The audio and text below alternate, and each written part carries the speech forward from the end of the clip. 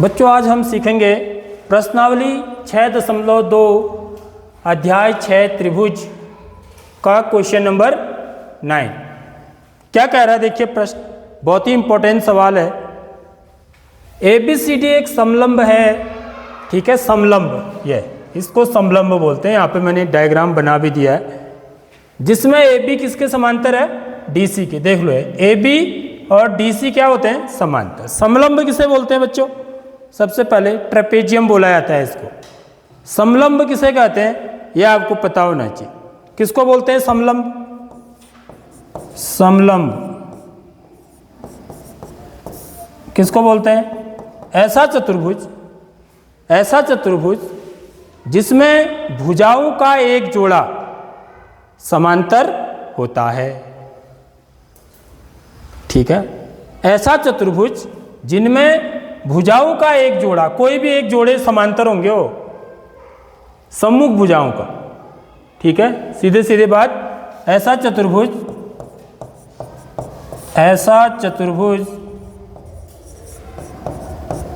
जिसमें सम्मुख भुजाओं का, सम्मुख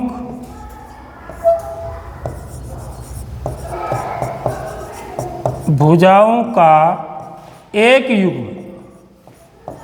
युग्म कैसा होता है बच्चों, समांतर होता है, समांतर होता है। दूसरा समांतर नहीं है, देखो ये AB और DC समांतर है, देख रहे हो आप, यहां पर आप ये देखेंगे AD और BC समांतर नहीं है। तो ऐसी आकृति को हम क्या बोलते हैं, समलंब बोलते हैं। जिस चतुर्भुज में भुजाओं का, सम्मुख भुजाओं का एक युग्म समांतर होता है, तो सबसे पहले तो समलंब किसे बोलते हैं हम ये पता होना चाहिए, ठीक। तो ABCD क्या है, एक समलंब है जिसमें AB DC के समांतर है, ठीक है, तथा इसके विकर्ण किनको बोलते हैं बच्चों, A को C से मिला दिया तो ये एक विकर्ण कहलाता है, डायगोनल जिसको अंग्रेजी में बोलते हैं, ठीक है। ऐसी B को D से मिला दिया तो ये वाला जो रेखाखंड होगा ये भी एक विकर्ण कहलाएगा, ठीक है। इनको क्या बोलते हैं, विकर्ण बोलते हैं। किनको, AC और BD को। तो क्या कह रहा है, विकर्ण परस्पर O पर प्रतिच्छेद करते हैं। देखो प्रतिच्छेद करना माने काटते हैं या मिलते हैं, ठीक है, इंटरसेक्ट करते हैं। कहां पर, पॉइंट O पर। तो हमें दिखाना है कि AO बट्टे BO बराबर CO बट्टे DO, यह प्रूव करना है। तो ये बड़ा इंपॉर्टेंट क्वेश्चन है बच्चों, याद रख लो।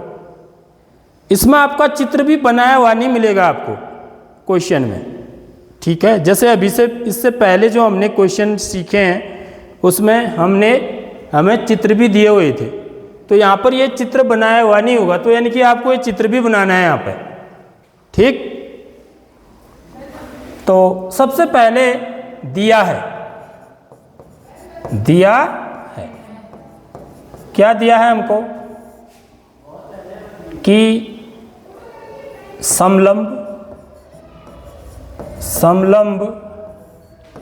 ABCD में, समलंब ABCD में AB समांतर है DC के, यानी कि यह वाला जो जोड़ा है सम्मुख भुजाओं का वो समांतर है AB और DC, ठीक है, इसलिए समलंब है। जिसके कि विकर्ण एक दूसरे को बिंदु O पर प्रतिच्छेद करते हैं। तो ये इसको आप नहीं भी लिखोगे तो चल जाएगा, ठीक है। हमें क्या सिद्ध करना है बच्चों, यहां पर ऐसे लिखेंगे, सिद्ध करना है, क्या सिद्ध करना है, AO बट्टे BO बराबर CO बट्टे DO, ये हमें सिद्ध करना है, ठीक है। तो यहां पर हम क्या करते हैं, एक रचना भी करते हैं। क्या करना पड़ता है, एक रचना करनी पड़ेगी, तभी हम ये सिद्ध कर पाएंगे, ठीक है बच्चों। हमें रचना करनी पड़ेगी यहाँ पर, तो इसलिए इम्पोर्टेंट हो जाता है क्वेश्चन।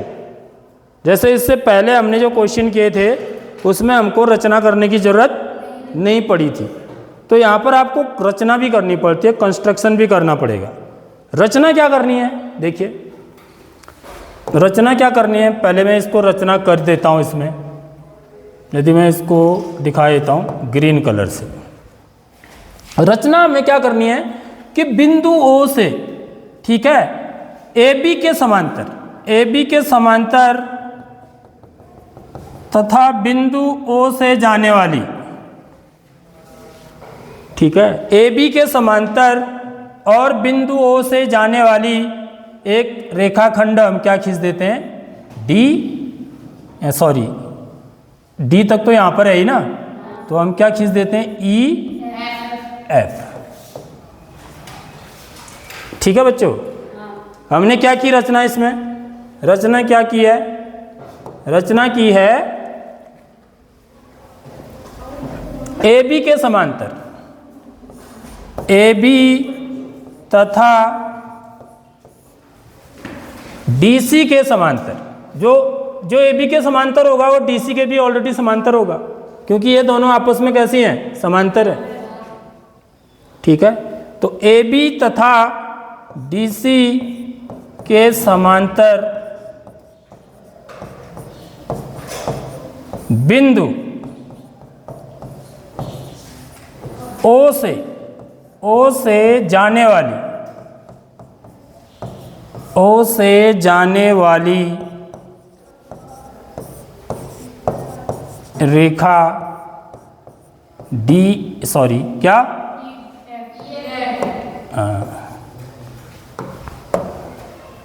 EF खींचा। ठीक है बच्चों, ये रचना करनी है आपको, तो रचना भी इंपॉर्टेंट होती है। अब ऐसा ये रचना क्यों करी है हमने, इसके पीछे भी कारण है, क्योंकि हम ये जो चीज़ हमको सिद्ध करनी है बच्चों, ये कैसे सिद्ध करनी है, आधारभूत समानुपातिक प्रमेय, क्योंकि हम थेल्स प्रमेय पढ़ा है ना हमने, तो उसी का हमको यहाँ पर यूज करना है।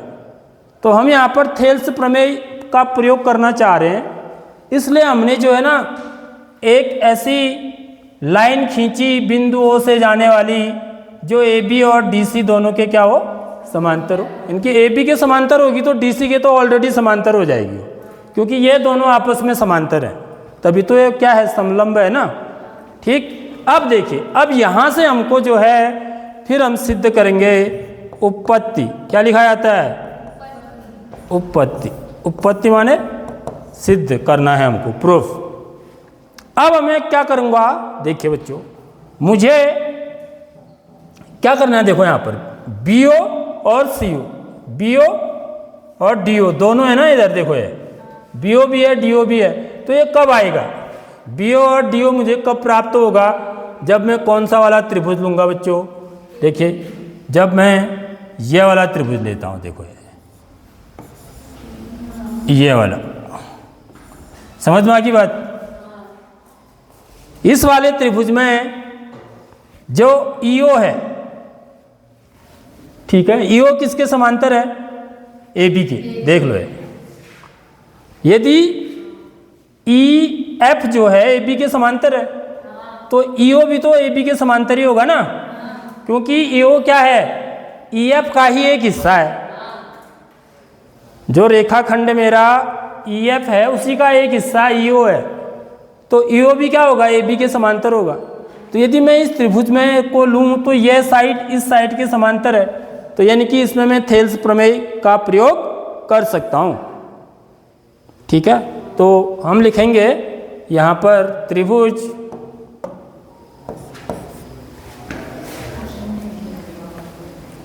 ABD में लिख देता हूँ सीधे ही। ठीक है, ABD में EO किसके समांतर है बच्चों, AB के, है ना। कैसे आए, रचना से। यह मैंने क्या की, रचना की है, तो यहाँ पर ऐसा भी लिखना पड़ता है, रचना से, क्योंकि EO जो है EF का ही हिस्सा है, क्योंकि मैंने EF समांतर AB के खींचा है, इसलिए ईओ भी क्या होगा, ए बी के समांतर होगा। तो इसलिए अब जो यहाँ पर भाषा है ना, जो यहाँ पर उसी में लिखूंगा मैं इसको, ठीक है। तो मेरे को बीओ लिखना है, डीओ लिखना है। देखो तो यहाँ पर क्या हो जाएगा, ए ई बट्टे ई डी, ए ई बट्टे ई डी बराबर क्या हो जाएगा बच्चों, बीओ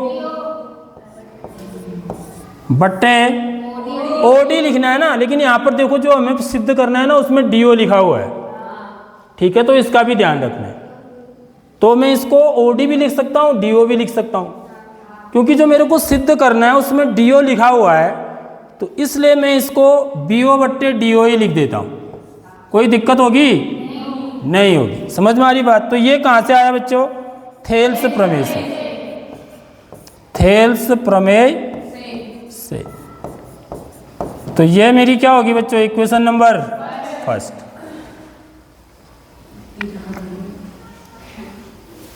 अब देखिए, अब कौन सा त्रिभुज लूंगा मैं, ठीक है। यहां पर दो त्रिभुज लेने ही लेने हैं।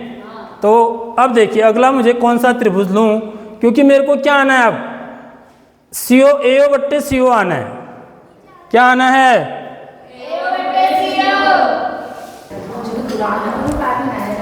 तो ये कैसे आया बच्चों, मेरा थेल्स प्रमेय से।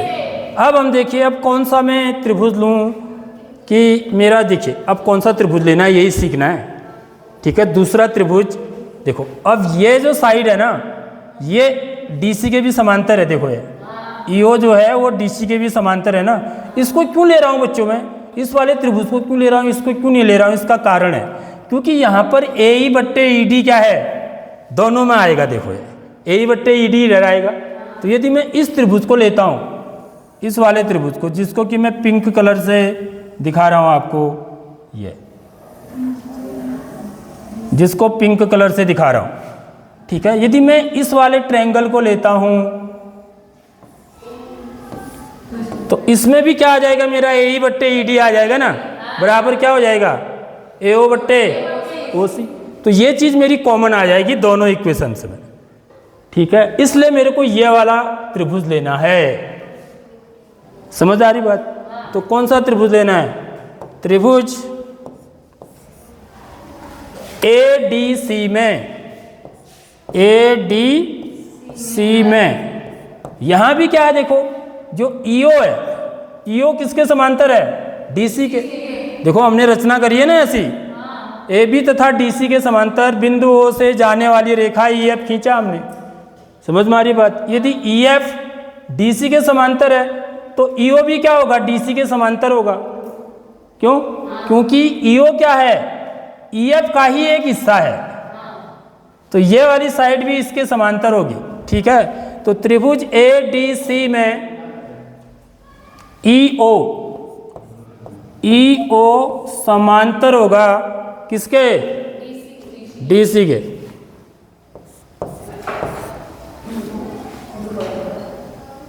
ठीक है, समझ में आ रही बात। तो इसलिए फिर इस पर थेल्स का प्रमेय लगाएंगे। इसलिए ए ई बट्टे ई डी बराबर क्या हो जाएगा बच्चों, ओ ए बट्टे ओ सी। समझ में आ रही बात। ओ ए बट्टे सीओ लिख देता हूँ, यहाँ पर सीओ लिखा हुआ है, ठीक है। जो ऊपर हमको सिद्ध करना है ना, उसमें सीओ लिखा हुआ है, ओ सी नहीं लिखा हुआ है। तो जो ऊपर की भाषा लिखी है वही हम यहाँ पर लिख देते हैं। तो यहाँ पर, हाँ यहाँ पर भी क्या लिखा हुआ है, ए ओ लिखा हुआ है, तो ए ओ ही कर देता हूँ, ठीक है। तो ये क्या हो जाएगा, ए ओ बट्टे सी ओ। ये भी कहाँ से आया, थेल्स प्रमेय से, थेल्स प्रमेय से। ठीक है बच्चों, आगे बात समझ में। अब हम क्या करेंगे, ये मेरी क्या होगी, इक्वेशन नंबर सेकंड होगी। इसको मिटा देता हूँ तो यहीं पर आ जाएगा मेरा है। थेल्स प्रमेय से ये इक्वेशन नंबर सेकंड हो गया। तो समीकरण 1 तथा 2 से, इसलिए समीकरण 1 तथा 2 से, समीकरण 1 तथा 2 से, समीकरण 1 और 2 को हम यदि कंबाइन कर दें तो क्या हो जाएगा, इनका लेफ्ट हैंड साइड बराबर है,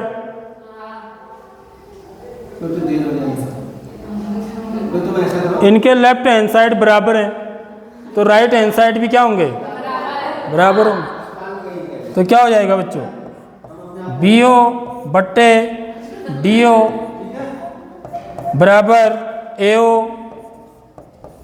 बट्टे CO। ठीक है, या इसको कर देता हूँ AO बट्टे CO। ठीक है, इसको इधर लिख देता हूँ बराबर BO बट्टे DO। ठीक है बच्चों, आगे बात समझ में, इसको मिटा देता हूँ मैं, ये इसको इस तरफ लिख दिया उसको, क्योंकि मेरे को AO इधर चाहिए ना, समझ में आ रही बात। अब क्या करते हैं, हम देखिए, इसके बाद इसको नीचे ले आते हैं, इसको ऊपर ले जा लो बस, समझ रहे हो बात। तो ये क्या हो जाएगा, AO बट्टो PO बराबर CO को ऊपर ले जाएंगे, CO बट्टो DO, CO बट्टे DO। ठीक है, यही सिद्ध करना, इति सिद्धम। सर इन यहाँ को ले जाना, डेट 5/9/2024।